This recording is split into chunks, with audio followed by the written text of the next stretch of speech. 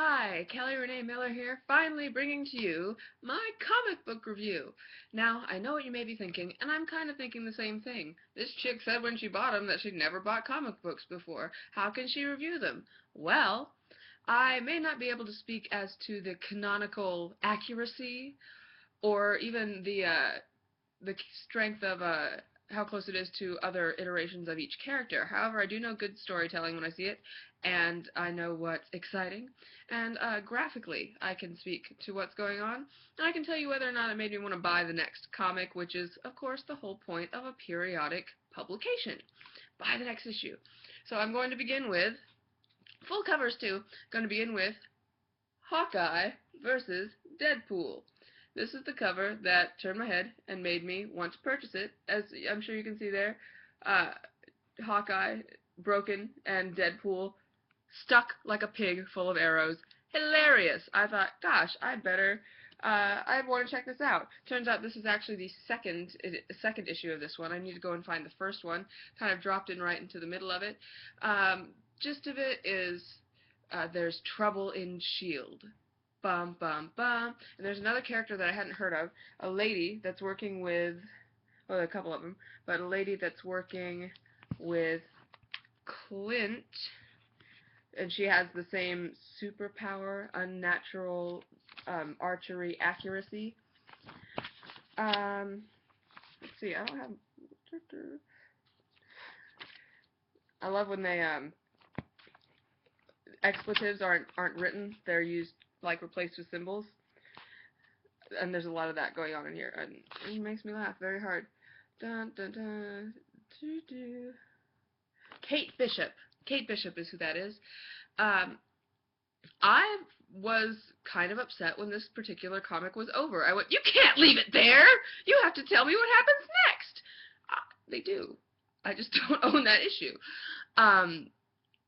Scandal and outrage, and if you know Oklahoma, then a song just popped into your head, and if it didn't pop into your head and you know the show, you're welcome. So that's how I feel about Hawkeye versus Deadpool, issue 2. It made me want to continue reading, and it just made me want to read more and more of Deadpool. As I mentioned that I'd seen the test footage for the film of Deadpool, which is picked up and is now coming out in 2016. Dun, dun, dun. The next comic I'm going to review, sorry Connor, who told me this doesn't exist, but Death of Wolverine, Deadpool and Captain America. Two of my favorite superheroes. This is clearly in a world where Captain America, Steve Rogers, aged, and not in the Avengers world where in its modern times and he froze and is the Chris Evans, who's beautiful. Anyway, lots of snarkiness. This is the first issue of this particular comic, so I looked out there, or rather I realized where to look by that point. Got home before I looked at the other one. Wolverine has already died in this issue. So, spoiler alert, it's called Death of Wolverine. I feel like, and it's not and Wolverine is not on the cover, so I feel like if that spoiled it for you, I do apologize, but, I mean, the answer's in the question type thing. Does Wolverine die? Well, it's called Death of Wolverine. Ta-da. Deadpool in this is a little bit more subtle. I mean, he reacts differently to Steve Rogers. I didn't realize that the flying monkeys joke in the first Avengers movie, where Tony Stark says something about flying monkeys and Steve Rogers jumps on it and says, I get it! I understood that reference when Thor didn't, is a reference to the comics, or if it wasn't a reference to the comics, then this comic referenced the movie art imitating other art forms, not really life, although I wish. Because there are a couple references in there where he says, I don't understand that reference, or I get that reference, and that type of thing, because Deadpool's just firing off all sorts of pop culture references. Wolverine has already died, and they're trying to procure a blade that possibly holds Wolverine's DNA to prevent enemy replication and breeding of lots of little tiny mutant, well, X-Men, so they are mutants, but lots of little tiny Wolverines that will work against the Avengers. And there's some flashbacks to when Steve Rogers first met Logan, and some words were exchanged that later Steve had to eat.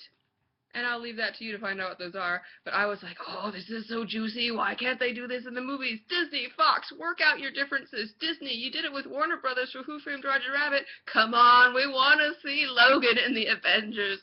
We do. We want to see the X-Men. Sony, Disney, talk it out. We want to see Spider-Man. We want to see them there. They are Avengers. I understand the whole corporate synergy. That's why they're having to keep making these movies, some of which, let's be honest, aren't that great, to keep the rights to it. Oh, give it up or share it out. For crying out loud. We want to see them together. Mini rant over. I apologize. Well, no, I don't apologize. That's how I feel. Darn it.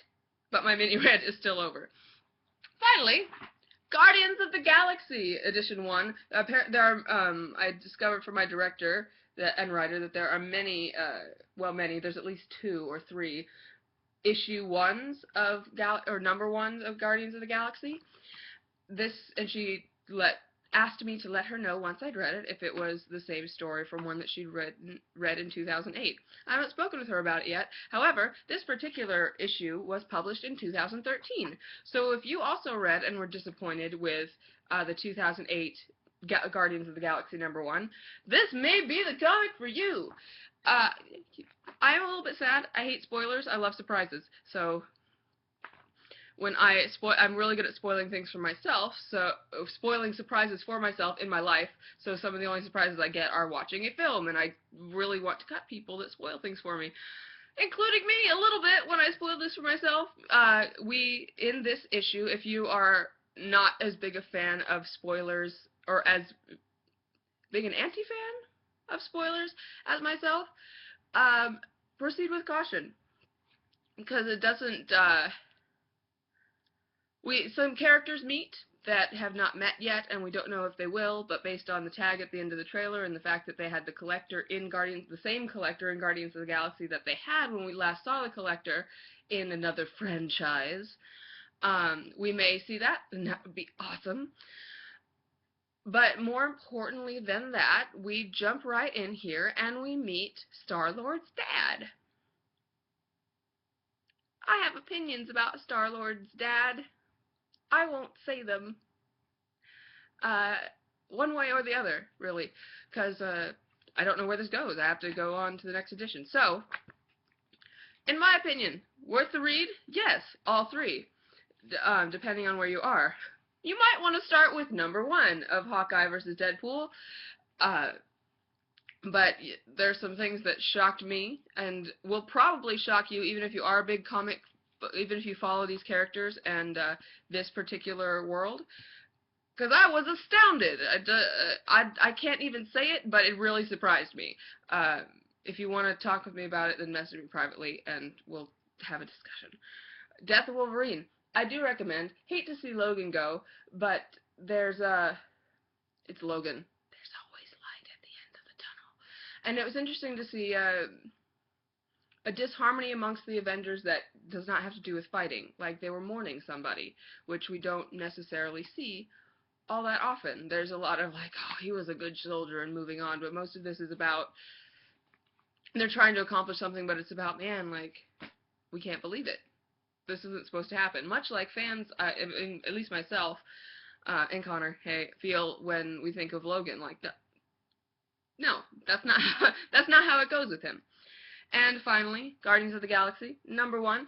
If you want to stick with what you're watching in the films or what you've read of Guardians of the Galaxy before, or you've not read Guardians of the Galaxy, as I had not, and you want to kind of hold off on learning about some stuff or see what direction they take the films, then I would hold off on reading this one.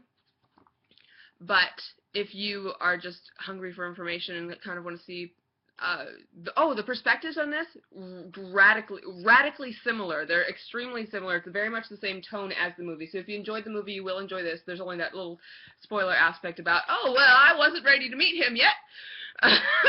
And there he was. So that is my comic book review of my comic shop haul from a week ago yesterday, so Saturday before last. I will go again sometime this week, possibly after Thanksgiving, though not for Black Friday, because I feel like even comic book stores I would get trampled, and I'm about staying alive. Oh, by the way, the mysterious blue envelope. The envelope was kind of cooler than what was inside, although they did give a pair of 3D glasses like 10 wears in, I forget the name of the episode, but there's one episode where he's just wearing 3D glasses the whole time, and he says eventually, isn't anyone going to ask me why I'm wearing these 3D glasses? Hilarious. And, um, and it was an ad for special discounts off a t-shirt website that was mostly centered around Doctor Who merchandise. So that was cool. I'm keeping the envelope because I want to pretend it was something more like the Impossible Astronaut going on in there. You know, we'll see what that goes. But there's my review. I have to go. I'm running a little late. Have a great night, everyone. And I'll catch you next time. Tomorrow being that.